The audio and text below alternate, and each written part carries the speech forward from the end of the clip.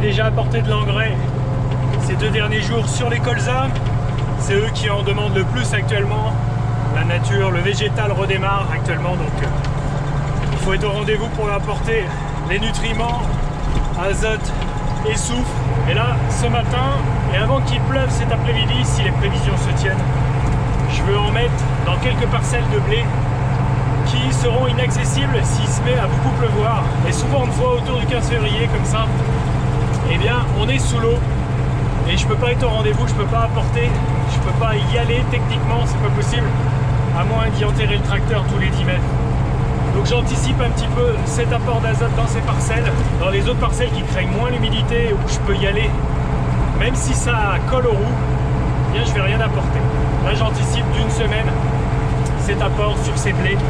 Je veux pas louper ce rendez-vous, le blé d'ici quelques jours, on aura besoin pour décoller.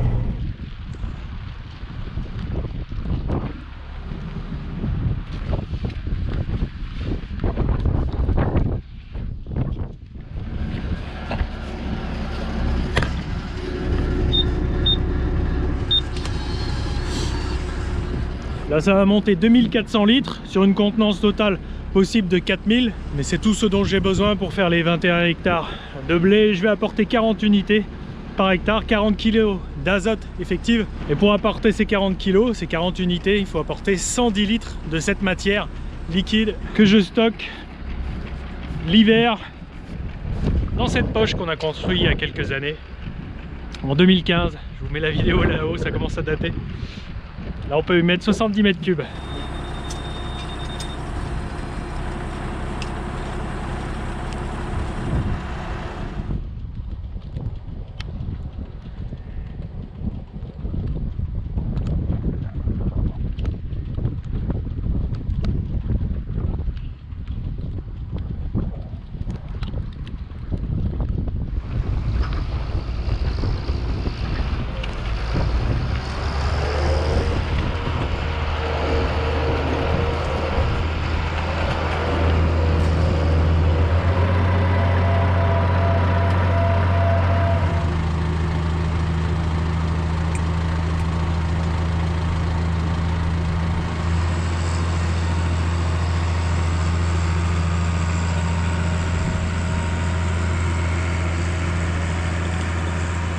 Hop, champ suivant, ça va assez vite. Là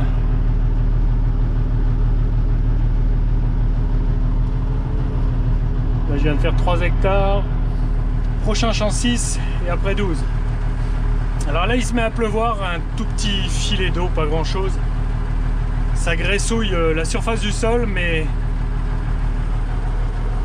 ça va pas m'empêcher de passer. Il va patiner un petit peu le tracteur.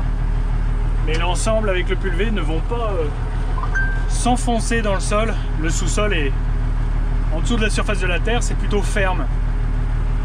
Donc c'est ça qui est intéressant. C'est quand il se met à pleuvoir plusieurs jours que l'humidité pénètre dans tous les horizons.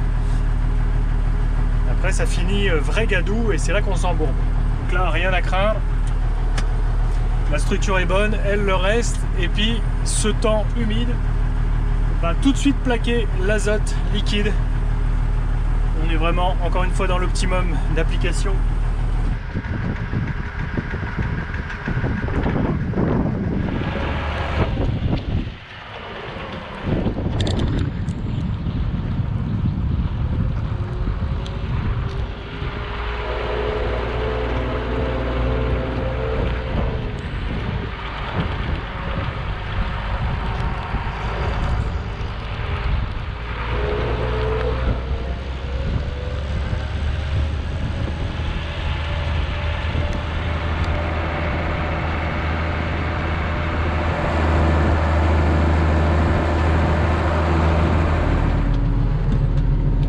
Je m'arrête pour voir cette zone là du champ où à l'automne, vous voyez, je suis resté planté, j'ai pu me dégager car j'ai une pente, c'est une côte et j'ai pu reculer, c'était tout juste.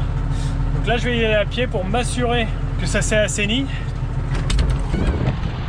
Si j'estime qu'il y a un risque de s'embourber, je rebrousse chemin.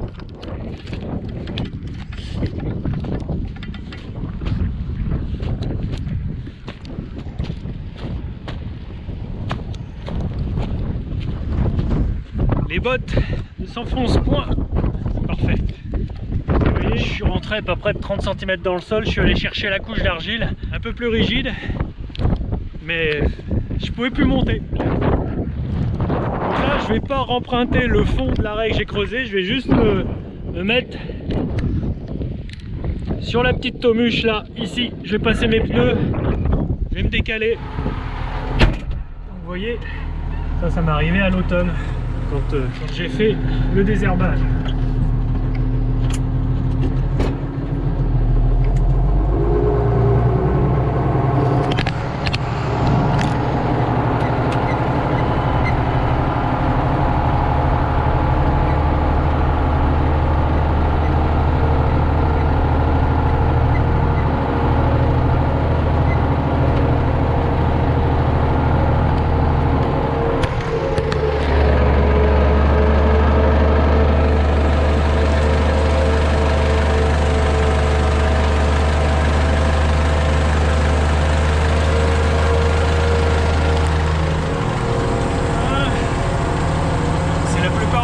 Comme ça, si je laisse tomber trop d'eau, je ne peux pas fertiliser alors que la plante en a besoin.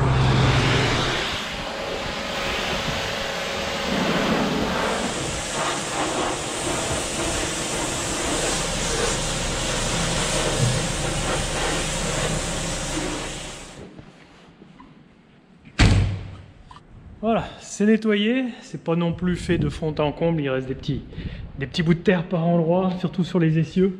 Et ce que je veux surtout, c'est enlever toute trace d'azote, car c'est une matière corrosive sur les parties métalliques. J'ai aussi fait l'épandeur à engrais.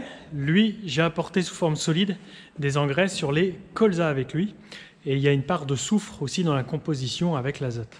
Mais là, c'était 100% azote dans ce blé. Voilà, c'est d'eau sur l'ensemble des cultures, c'est à peu près un quart, un tiers de l'engrais total que j'aurais apporté. Là, c'est qu'un petit bout. Les cultures se réveillent, on va y revenir doucement. Voilà pour cette petite vidéo, je vous dis à très vite. Salut!